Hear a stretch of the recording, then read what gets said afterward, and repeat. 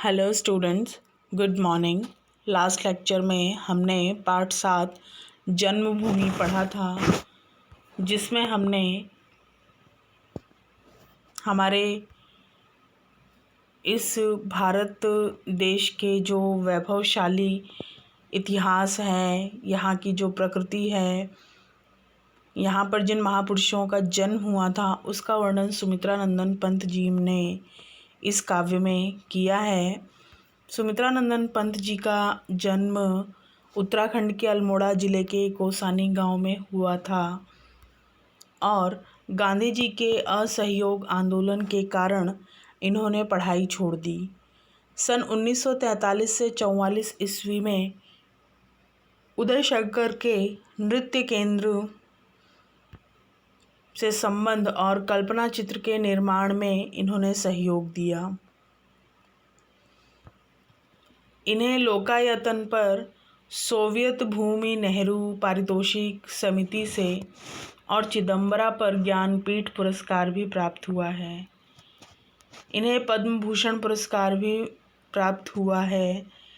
इनके मुख्य काव्य हैं वीणा, ग्रंथि, पल्लव, गुंजन, युगांत, युगवाणी, मधुज्वाल, ग्राम्या, युगपथ, कला और बूढ़ा चांद। इसके अलावा इन्होंने नाटक, नीति नाट्य, कहानी और उपन्यास भी लिखे हैं। इस काव्य में इन्होंने जन्मभूमि का महत्व बताया है कि जननी जन्मभूमि प्रिय अपनी, जो स्वर्गादपि चिर गरियसी, जिसका गौरव भाल हिमाचल, स्वर्ण धरा हसती चिर श्यामल, ज्योति ग्रथित गंगा यमुना जल, वह जन जन के हृदय में बसी। यहाँ पे हमने देखा था कि कवि ने किस प्रकार बताया था कि हमारी यह जो जन्मभूमि है वह स्वर्ग से भी सुंदर है, जिसका भाल, जिसका मुकुट हिमाचल है, अर्थात हिमालय पर्वत है। स्वर्णधरा हस्ती चिर श्यामल, यहाँ की जो धरती है वह कैसी है, तो वह धन धान्य से संपन्न धरती है। वह एक प्रसिद्ध गीत है ना कि मेरे देश की धरती सोना उगले उगले हीरे मोती, मेरे देश की धरती। तो ऐसा ही हमारा यह देश है कि जो धन धान्य से संपन्न है। ज्योति ग्रथित गंगा यमुना जल, यह देश जो है वह गंगा यमुना के जल से गुथा हुआ है और अर्थात इस देश में गंगा यमुना जैसी पवित्र नदियों का जल स्रोत है, वह जन जन के हृदय में बसी। तो ये जो नदियां हैं यह जन जन के हृदय में बसी हुई हैं। आगे बढ़ते हैं हम। जिसे राम लक्ष्मण और सीता, बना गए पद धूलि पुनीता, जहाँ कृष्ण ने गाई गीता, बजा अमर प्राणों में वंशी। अब यहाँ पे कवि कहते हैं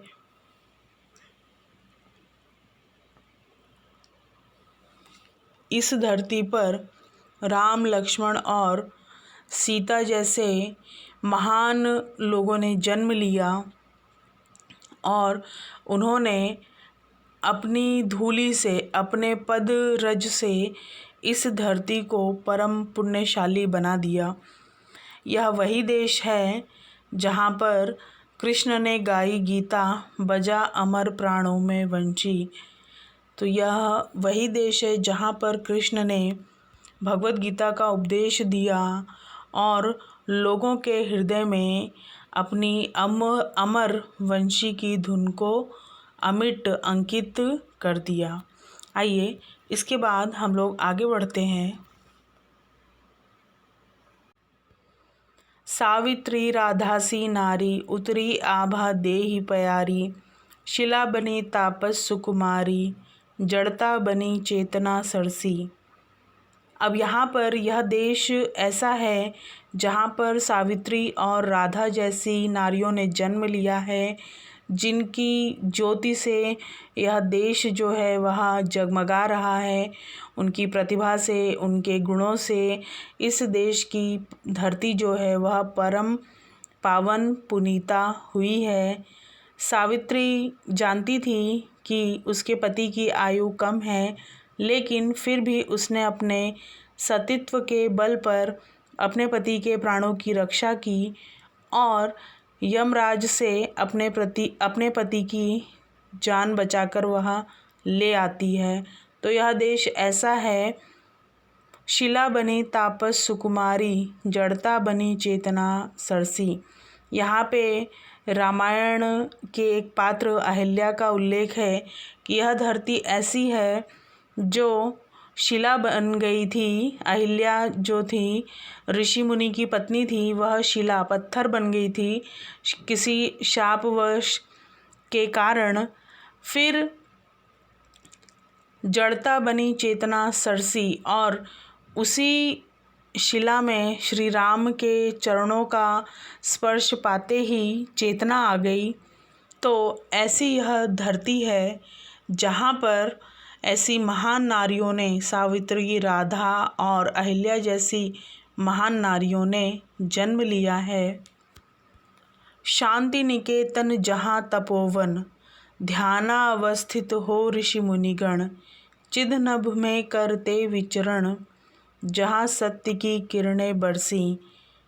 अब यहाँ पर कवि कहते हैं कि हमारा यह देश कैसा है, तो यहाँ पर शांति निकेतन जहाँ तपोवन, यह ऐसा तपोवन, तप की स्थली है, अर्थात शिक्षा का केंद्र है। हमारा देश बड़े बड़े शिक्षा के केंद्रों से गौरवान्वित हुआ है। शांति निकेतन जैसे जो शिक्षा केंद्र हैं वह पूरे विश्व में प्रसिद्ध है। शांति निकेतन से रविंद्रनाथ टैगोर जी जुड़े हुए थे और यह पूरे विश्व में शिक्षा के लिए बहुत ही प्रसिद्ध केंद्र माना जाता है।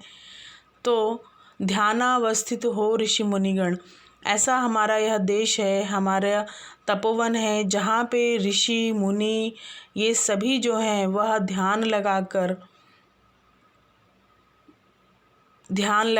ध्यानमग्न होकर तप और यज्ञ कर सकते हैं। चिद नभ में करते थे विचरण।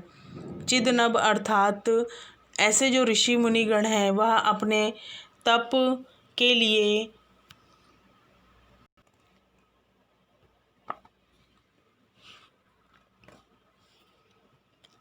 ऋषि मुनिगण जो हैं वह ध्यानमग्न होकर ज्ञान रूपी नभ मंडल में विचरण करते थे, अर्थात गोता लगाते थे। और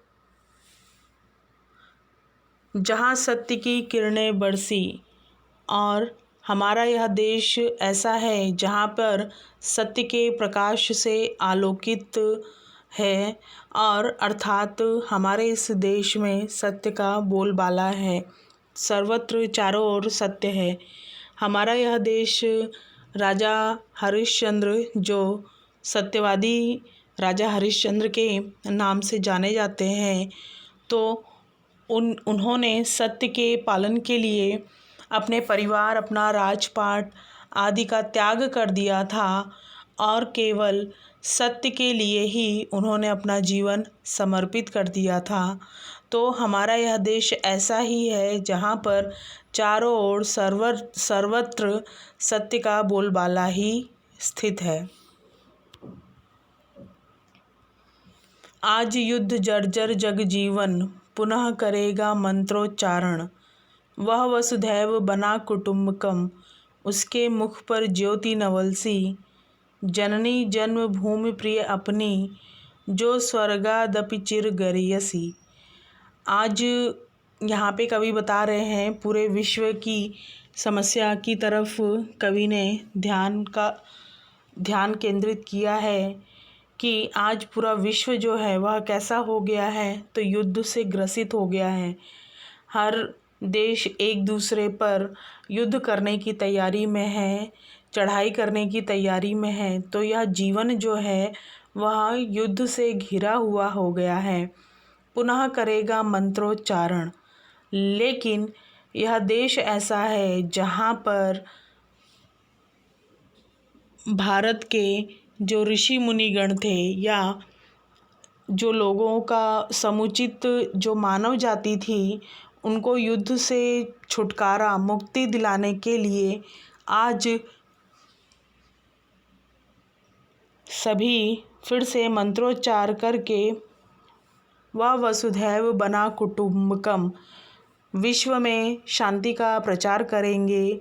और यह जो पूरा विश्व है वह एक परिवार की भावना से एकत्रित होकर एक साथ मिलजुल कर रहने का भाव उत्पन्न करेंगे। तो यह ऐसा हमारा देश है, उसके मुख पर ज्योति नवल सी। तो ऐसा ही उनके मुख पर एक नई चमक, एक नई ज्योति जो है वह दिखाई दे रही है। जननी जन्मभूमि प्रिय अपनी, जो स्वर्गादपि चिर गरेयसी। यहाँ पर हमने यही देखा कि कवि ने बताया कि यह हमारी जो धरती है वह हमें अपने प्राणों से भी प्रिय है और हमारी इस धरती के आगे स्वर्ग का भी सौंदर्य जो है वह कुछ भी नहीं है। तो इस प्रकार से कवि ने हमारे इस भारतवर्ष की महिमा का मंडन किया है। आइए एक बार फिर से यहाँ पे हमने देखा था कि कवि ने किस प्रकार भारत की जो हमारी यह जो जन्मभूमि है इसकी महत्ता को प्रदर्शित किया है। हमारा जो देश है वह हिमालय, गंगा, यमुना, राम, लक्ष्मण, श्री कृष्ण, गांधी जी, स्वामी विवेकानंद आदि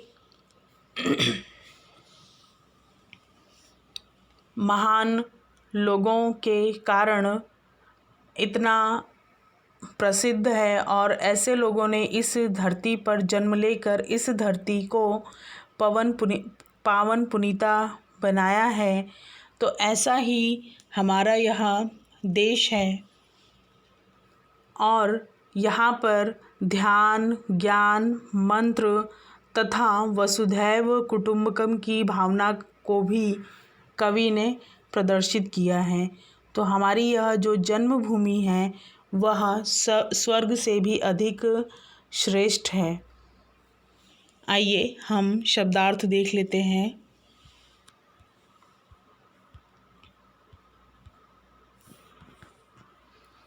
गरेयसी श्रेष्ठ, ज्योति ग्रथित, ज्योति से गुथा हुआ, आभा प्रकाश, जर्जर जीर्णशील, वसुधा पृथ्वी, स्वर्गादपि स्वर्ग, चिद चेतना ज्ञान। आइए विकल्प देखते हैं।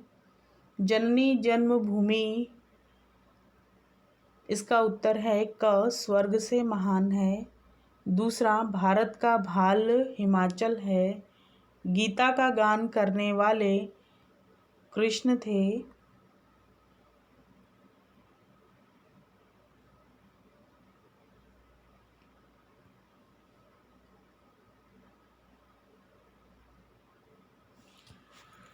मैं आशा करती हूँ कि आप सभी को पाठ बहुत अच्छे से समझ में आया होगा और हमारे इस देश की महिमा का वर्णन एवं इस देश का गर्व भी आप सभी को होगा। इस उम्मीद के साथ हमारा पाठ समाप्त होता है। धन्यवाद।